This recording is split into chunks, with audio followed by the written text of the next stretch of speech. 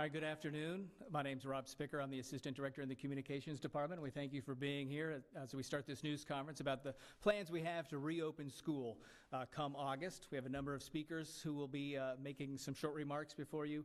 Board Chair Mary Fisher, Superintendent Dr. Atkins, the Chief Academic Officer Dr. Spiro, our Chief of Operations Dr. Savage, and also our Nursing Coordinator Beth Whip. And then everybody will be available for some questions after that. So, with no further ado, I'll invite Mary Fisher to the podium. Ms. Fisher? Thank you. Good afternoon, and thank you for taking the time to join us today. On behalf of my Lee County School Board colleagues, I welcome you. Yesterday, our board had an opportunity to hear from the school district administrators the plans for reopening schools, which were made by the Pre-K-12 Pandemic Response Task Force. While COVID-19 continues to be a fluid situation, we are at a place right now where we really need to move forward with plans to reopen our schools. We are really pleased that several options will be available to our families for learning, and with the care that the district is taking to ensure that additional precautions are put in place to help support the health and safety of our students and staff as a priority. I'd like to thank the task force members, which include many community stakeholders, including some of our students, along with our board colleague, Ms. Betsy Vaughn, as well as our district staff for all of the time and energy they have put into planning for the upcoming school year. And thank you all again for joining us. Dr. Atkins.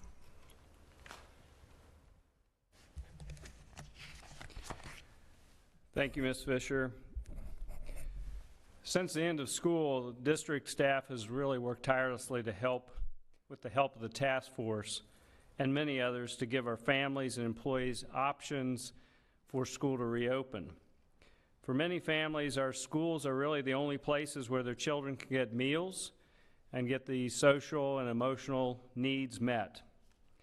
It has always been our intention to reopen schools, but here are some of the reasons why we feel it's important to do that expeditiously.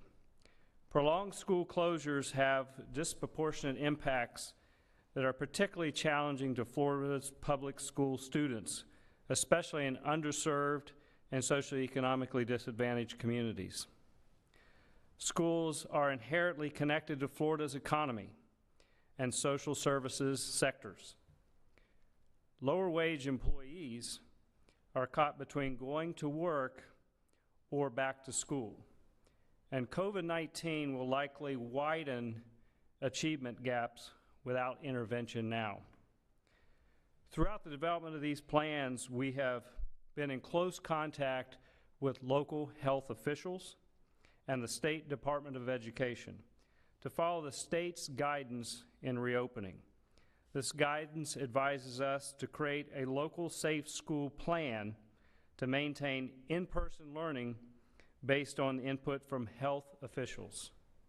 It also recommends that the school day be redesigned to reduce risk. Earlier this week, the Department of Education Commissioner Corcoran, released an emergency order requiring all brick and mortar schools to open for students for at least 5 days a week. While that caused us to pivot a little bit, I believe that reopening plans that we have created provide a choice for our parents and for our families, as well as for our employees. The plans, which Dr. Spiro, our Chief Academic Officer, will talk about momentarily, are as follows. Based on recommendations from the Pre-K to 12 Education Pandemic Response Task Force that is made up of community and business leaders, health experts, students, parents, teachers, and principals, and district and support staff. It takes in consideration parent survey results and feedback that we have received through email through our reopening schools at leeschools.net. It was developed in consultation with the Department of Education and other Florida school districts and our health experts. And it was centered around 5 separate areas: instructional continuity, transportation, health and safety, workforce, and communications. While there's still a lot of work that still needs to occur, I'm extremely grateful to the time that has been taken by our task force members and the feedback that others have given us by way of our stakeholder surveys to develop this plan. I'm proud of the hard work and the dedication of the district team in the planning of this implementation. Also want to thank our partners at the Florida Department of Health, Lee County, and Lee Health for their expert advice and partnership through this entire process. We'll continue that close relationship as we work with them moving forward. This time I'd like to bring up Dr. Spiro, our Chief Academic Officer, to go over some of our specific reopening models. Dr. Spiro.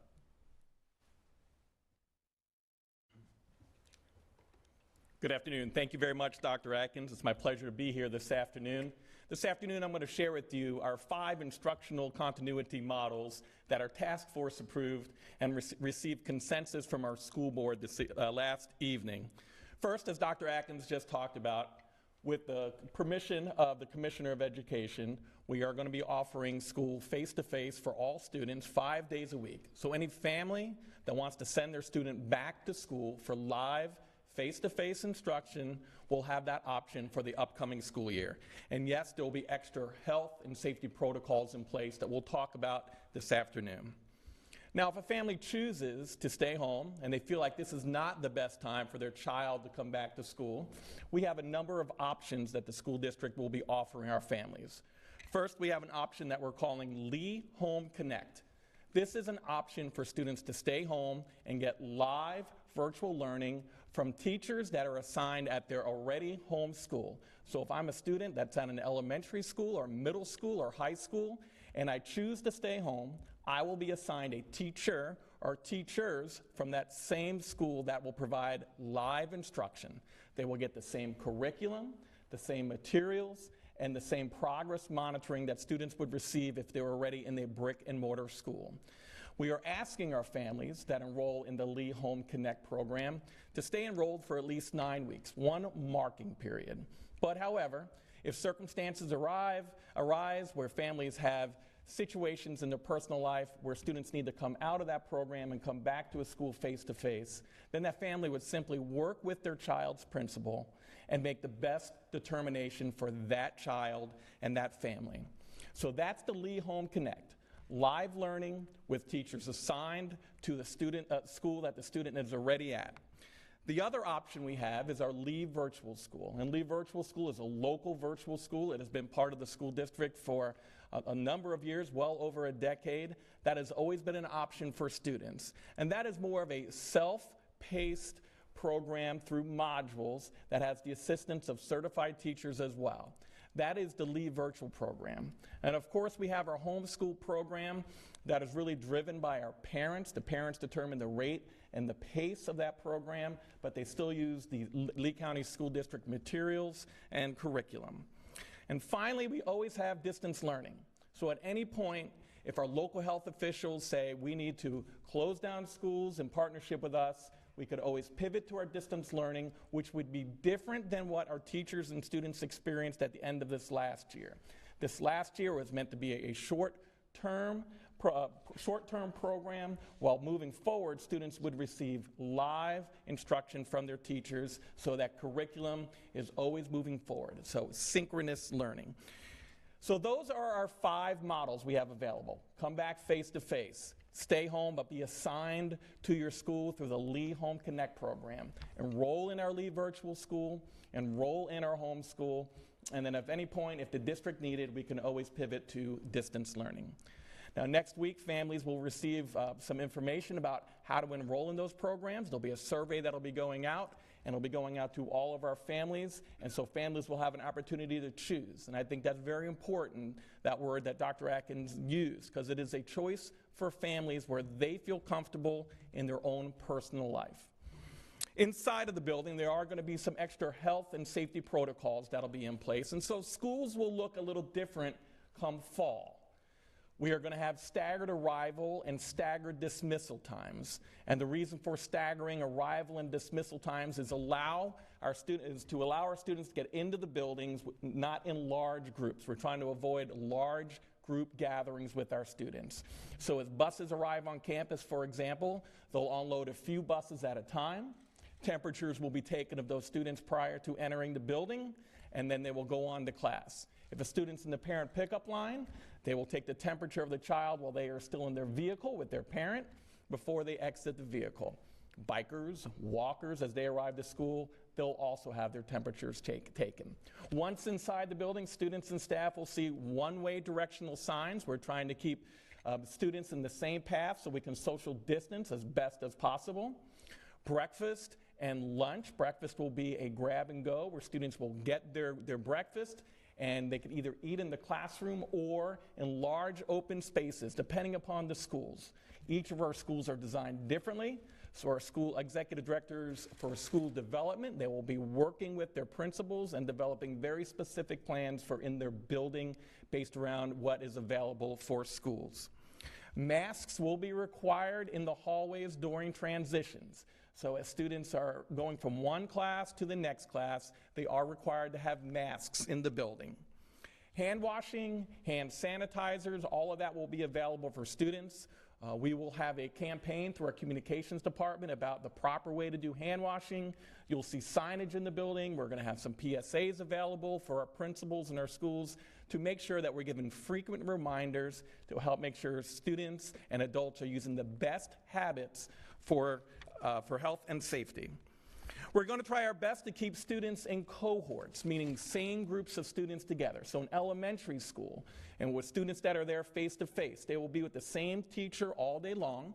There's special area teachers like art, music, PE, STEM. Those teachers will come into the classroom and provide that instruction. We're asking in our middle school and our high school, those principals to try to cluster grade level teachers together in the same area. That way, when we are doing staggered hallway changes, we try to minimize the impact of cross-secting with other students inside of the building. I already mentioned hand washing, but we're also going to be encouraging students to bring their own water bottles and pre-fill those bottles prior to arriving to school. However, if students don't have water bottles, it's okay. We're going to have disposable cups available for students in the building.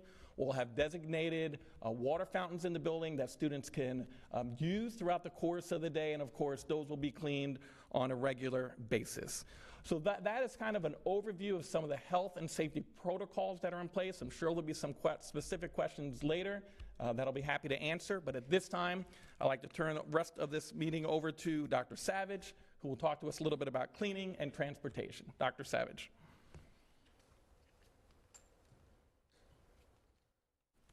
Thank you, Dr. Spiro. First, in terms of cleaning protocols, one of the most significant aspects is to increase the level of frequency of cleaning in our surfaces. So areas such as doorknobs, desks, and areas that are touched frequently by students or staff will be cleaned with much greater frequency than we currently do. The school district does have a flu season protocol, and that essentially will be deployed at a much broader scale with much greater frequency. Additionally, we will be staggering our custodial staff so that they can increase their ability to clean during the day. So rather than expecting teachers to take on that burden of cleaning, custodians will also be able to help with that and assist in that increased frequency. Most importantly, we have a deep cleaning response. And this is essentially a bio-fogging that is utilized when positive or presumptive positive cases of COVID are identified within the building.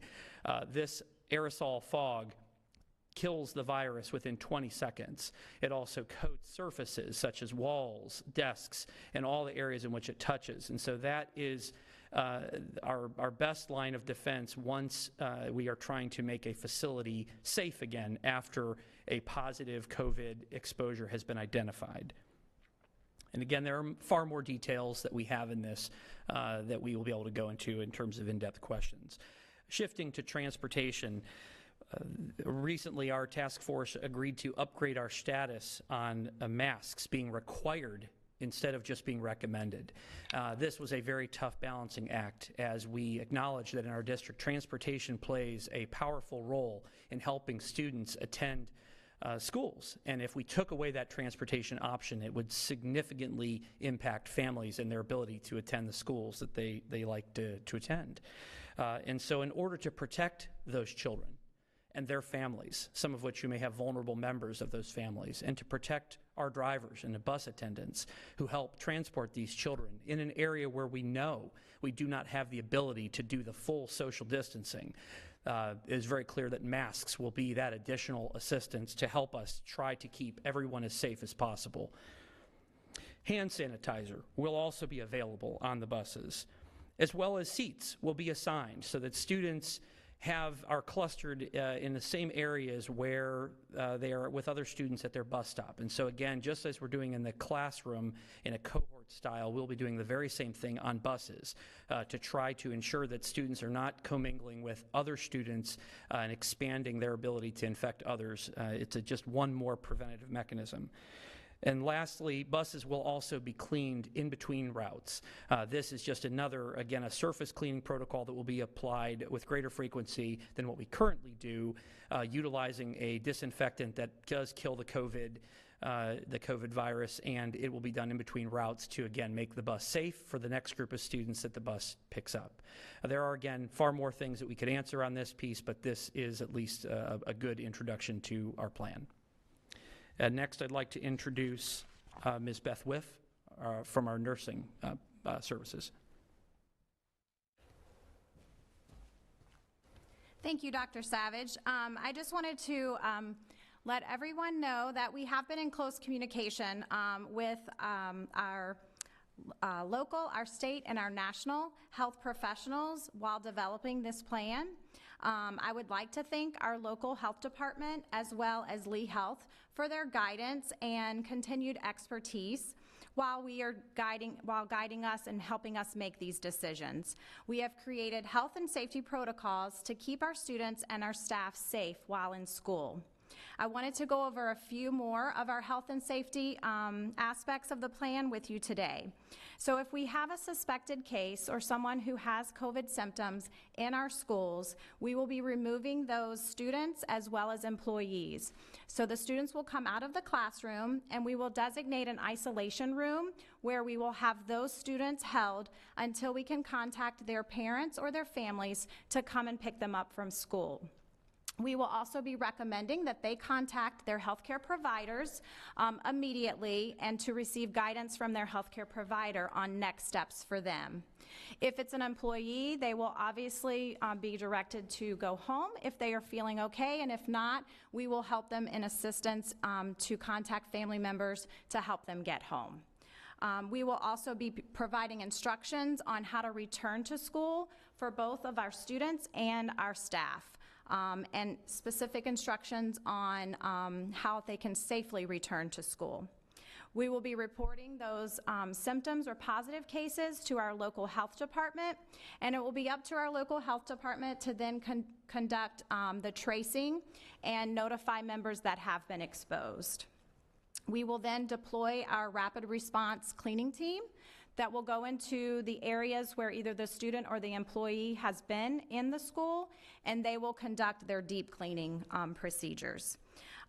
We may not necessarily have to shut down a school because of a positive case. We will be taking our direction from our local health department and following those guidelines that they give us. And with masks, those were mentioned a little bit earlier. I just want to reiterate that those will be required on our school buses to try to keep our students and our staff as safe as possible if social distancing cannot be provided in those areas. They will also be expected to be used in any large gatherings and in transitions in hallways and between classes. And now I'll ask Rob Spickler to come up, please. That concludes the prepared remarks that our district staff have for you this afternoon. I know you have a lot of questions. We have some answers, but maybe not all at the moment, but all the district staff is available to take a few questions. So I will let them answer as you have questions. So who would like to go first? This is for Dr. Tyrell. I can. Okay. So you talked about the differences that are going to be in the classroom physically. I think a lot of parents who have kindergartners are kind of concerned or interested to find out how the first day of school, that milestone, looks for them in particular this year. Can you speak to that? I can speak to that. So our executive directors for school development have been working with our principals on coming up with a plan specifically for our kindergartners for orientation for the first day of school. So they're working on that plan now. That'll be clearly communicated to our families prior to that first day. But we are going to try to make some accommodations in some form or fashion to allow parents to be able to interact with those teachers prior to the first day of students so our kindergartners feel comfortable and the parents feel comfortable. We felt like that was such a fragile year for students enrolling in school that we had to try to think something out of the box, and so those plans are forthcoming. Yes, sir. You had mentioned the achievement gap earlier. I know there's been a lot of talk about that with the virus and some kids falling behind. How long do you think it'll take for kids to catch back up with some of the new options? So that is a great question. That's a question I think that's on every educator's mind across this nation, is how much of an academic loss occurred during this distance learning period. And so we're going to be able to analyze that once we get back to school and we do what we consider some baseline testing to see, where were our students before they left for distance learning, where are they now upon return, and so we can see really where those gaps occur. That's one of the reasons why our summer school program is so different this year than years past. Every single student had the opportunity to keep their Chromebook this summer, to continue with extended learning, whether it's credit retrieval, if they need to make up credit, or they want to expand their learning to make sure that there are no gaps. So every family has had that opportunity, and that was the rationale behind that, was to make sure we try to mitigate any of that loss. Yes, ma'am. Is there a plan for filling positions for the large number of teachers who may not return this year or take time off? So I'll let Dr. Pruitt, if you'd like to come up and answer that question. She is our Chief Human Resources Officer. Hi, good afternoon. We're currently, on par with our hiring, but we do understand that there will be, potentially some folks that won't be coming back to work. And so what we're doing with these plans, you may notice that there will be some virtual options. And so we're hoping that we're going to be able to accommodate the needs of all of our teachers and set up the various learning environments based on the staff that we currently have. And we're just going to continue to keep recruiting. So if you know anybody, please send them our way. Thank you. Either maybe Dr. Atkins might be able to answer this. It's regarding masks. So we've been covering masks across the county. We're all wearing masks right now. One of the biggest questions that comes up for a lot of adults are people who have prior health problems. Are there kids who experience those types of things, and kind of like what can they expect if they have things like asthma or things that they, what are these people going to do if they are nervous about having to wear those masks? Okay, well, I'll try to answer part of it, and I'll have Beth answer probably the rest of it. One of the things that masks are one of the most, I would say, talked about issues right now across our county and probably across the country, to be honest with you. We felt that it was very, very important to, particularly when you get into these areas where you have to come within that 6 feet, you can't socially distance, that masks are very, very important. Buses are a great example. And whenever you have a situation where you have let's say a staff member or a student that is medically fragile, I think you have to take extra precautions. So for our teachers, because a number of our teachers might fall into that category, that's why we have the distance option that potentially could be available. And the other piece is we want to make sure that they have the protective gear that they need. So beyond just even the face masks, the face shields, because that is also another layer of protection for our fragile individuals that work within the district. I know Beth has got a lot of more specific details for you, so turn it over to her. Thank you, Dr. Atkins.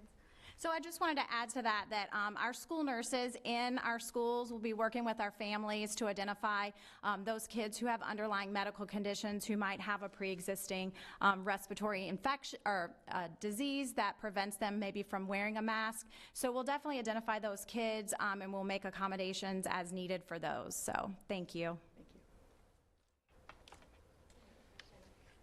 This has to do with capacity. I know that we have some schools that are kind of bursting at the seams in terms of students on a normally run schedule. You don't know right now how many students are actually going to be coming back to campus, obviously, but are there plans plans in place for those normally stacked schools? How does social distancing work, and what extra precautions are going to happen at those sites? Very good question. One of the things that we are already doing is working with our schools to try to make our classrooms as large as possible. What I mean by that is you're looking at all the furniture that's currently in our classroom, and maybe there's some furniture that's not used, filing cabinets and things like that, or is not necessary to be in that classroom. So removing that extra equipment, that extra furniture, and making sure that we spread desks out as much as we possibly can. We also want to look at utilizing other spaces, like large spaces that can be used as classroom spaces. We also are encouraging the use of outdoor classrooms and outdoor spaces for instruction, because you can certainly socially distance out there. So all of these things have been taken into consideration, and I think that we've given our school principals some autonomy to work, because they're the most familiar with their particular buildings. So they're working with our maintenance team to make sure that we're able to spread out as much as we possibly can, utilizing the facilities that we have. The other thing that I think that we're kind of hoping for is that we get a good balance between the number of students that choose a distance option, so they're going to be attending school virtually, versus those that are actually coming into the buildings. And so we anticipate that while a building like let's say Lehigh Senior High School might have 2,600 students assigned, many of those students may be taking classes virtually. So you actually have less numbers of students that would be attending the brick and mortar Lehigh Senior High School than on any given day than what you might normally have experienced this past year. Okay. I had another question, kind of a follow-up on the mask question. I know that you had mentioned that masks are important. If you feel like they are a good, strong tool in fighting it, why not require it everywhere? And then also, some parents that reached out to us yesterday were curious how it would be enforced, mask rules. Very good questions. I think that what we are doing at the current time is really working with our local healthcare officials to get the best, what really works best within our community. So we have been in touch with Lee Health and the Department of Health, and so our current task force recommendations, I think, are very much in alignment with what our local medical experts are recommending. Now, that is not always the case. Districts right now are different, and this is also an area that, as we learn more about how this disease is transmitted, this could potentially be a dynamic situation where our recommendation before the start of school could possibly change. So this is something we continue to work with local health officials to make sure that we're doing what we think is in the best interest of our community. I know you mentioned that there will be staggered times for when kids are coming in and leaving school. The one question I was thinking about, when I was in elementary school, going outside, recess, the playground, a lot of kids expect that. It's almost normal for them. So are those going to be off limits, on limits, kind of what is happening there? Oh, very good question. I'm going to give Dr. Spiro, he's got the best detail when it comes to that. Thank you, Dr. Atkins. Yes, recess will still be part of a student's day, so will PE. So recess will be outside. PE will be outside as well. And I guess, can you speak to, obviously we're working really hard to implement that social distancing in the classroom when we have control of the furniture and the desks, and sort of in an outdoor environment, kids are kids. How can we ensure parents that we're still able to provide that safe distancing to them while they're outside? Sure. So I think all of this is about education, right? So the question was asked earlier about, the enforcement of masks, right? So you talk to kids about why, the importance of why these decisions were made, and remind students. Just like any school year, you're going to have to continue to teach and reteach procedures. This is all about procedures inside of a building. And so when you have a teacher that is doing recess, for example, before he or she goes out there doing recess, they'll explain to the students, this is what recess is going to look like outside. And will they have to give students reminders? Absolutely. Will kids try to get close to see each other? Absolutely. And so this is just going to be an ongoing learning opportunity for our teachers as well as our students. Thank you. I had a question, and you might be able to answer this, like the additional costs. Obviously, I think yesterday in the meeting you had mentioned, you could potentially have to supply like thousands of masks each day. Obviously, with the new programs, I didn't know if there were additional costs for doing something like the Lee Home Connect program and adding that. Can you speak to any additional costs for this and whether or not the state could also supplement some of that? Yeah, I can do that, and also I'm going to ask our Chief Financial Officer, Dr. Desmores, to address that as well. One of the things that I think that we feel very fortunate about is we did get a budget that was approved that was fairly intact, and that was very important, I think, for us because it allows us now to move forward and plan appropriately. So we did have a modest increase. I think that is certainly going to help us. But yes, there are some additional costs. Let's say, for example, masks. That is a substantial impact to our district. I know Dr. Desmores has been running different scenarios. You know, you have where you can provide masks where students that aren't bringing their masks, or some school districts are moving forward and just going ahead and providing all masks to all students. That's a significant cost moving forward. We do have some grants, some assistance that's available through state and also federal agencies through the CARES Act that I think is also going to help offset some of those costs. But one thing that's always in the back of our minds is we know that this response to the COVID has had a pretty devastating impact on our economy. And at some point that is going to come to bear on what our budget's going to be. So we have to be very conservative moving forward to make sure that we're preserving at least some of those dollars because we anticipate that as this is not just going to be a this year event in terms of a budget, but probably will have to be spread out over 2 or 3 years as we slowly recover from the impact of this virus on our economy.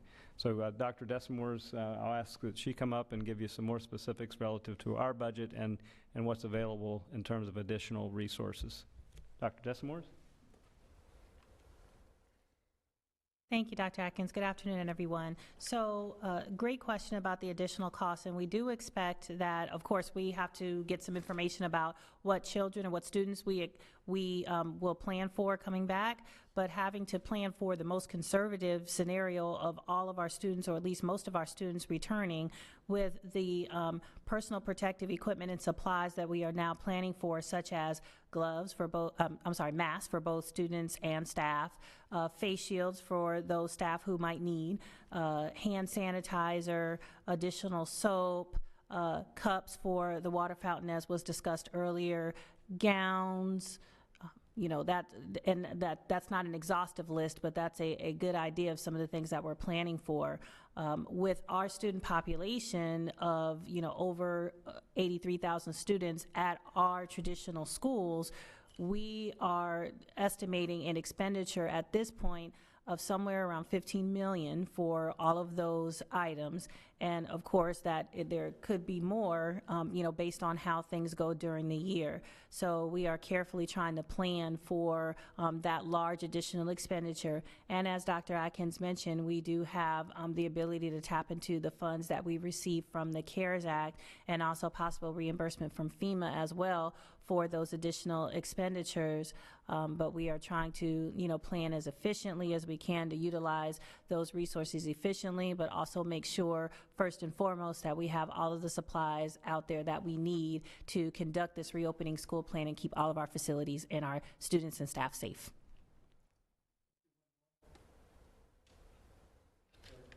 Oh, I was just going to ask another budget question. I understand that there was, and this might be for operations or even for Trey, I understand that there's also some plexiglass or some plastic shields that were put up in front offices, and also Chromebooks or Wi-Fi expansion of technology. What were those costs? Are those included in the $15 million? So there have not been any shieldings put up yet. So we will be planning on putting up shieldings in reception areas, front offices. We are still researching different options for that. So that shielding, the cost related to that shielding was not included within the amounts that I just talked about. So that'll be additional based on the final determination of what we utilize moving forward. And Trey, did you want to speak to additional technology? Good afternoon. So just to compliment Dr. Desmores and Dr. Atkins, with the budget constraints, we obviously have gotten really creative relative to cost containment, as well as being innovative. And part of that, if you know, we've deployed over 16,000 Chromebooks and over 5,000 hotspots to elementary school students and others in need, including our instructional staff. So we're the 1% in the country, actually, that have been able to kind of bridge that digital divide, and we're very proud of that fact. Now, instead of asking for additional thousands and thousands of new Chromebooks to potentially support like our Lee Home Connect program, what we've done is we've retained the Chromebooks that we have deployed out that would have normally been part of our GovDeals program. This was our elementary school refresh year. So instead of actually putting them on GovDeals to realize some of the revenue out of that zeroed out equipment, what we've done is we retained those tens of thousands of Chromebooks in order to keep for programs that we may need relative to our response here. You're welcome. Actually, I wanted just to clarify one quick thing. This had to do with school buses, and I think you might be able to answer this one. You had mentioned staggered drop-off times. Will there also be staggered like pickup times for kids like going to their school bus stops or like being dropped off at school bus stops? The staggered times is actually letting the students off the buses. So in terms of the bus pickups, the times are set by specific bus times that are different based on the different routes. So in terms of the actual staggered drop-off is the biggest distinguishing feature. So typically in a school, you'll have a lot of buses getting a lot of students off all at the same time once they arrive at the school campus. In this particular case, to try to reduce the amount of large congregating groups of students, instead they will be letting off one at a time, two at a time, separate areas, things along those lines. I don't know if Dr. Sparrow wants to expand, or if that's pretty much it. Yeah. Thank you. Well, we thank you all for coming. We remind our parents that watch this now or watch at home later, that survey information with more details are coming to you as soon as next week, which will allow you to read more about the instructional models and then make the choice that is best for your child. So look forward to that. Look forward to much more communication as well as we get closer to reopening schools only about a month from now. So thank you for coming today. Thank you.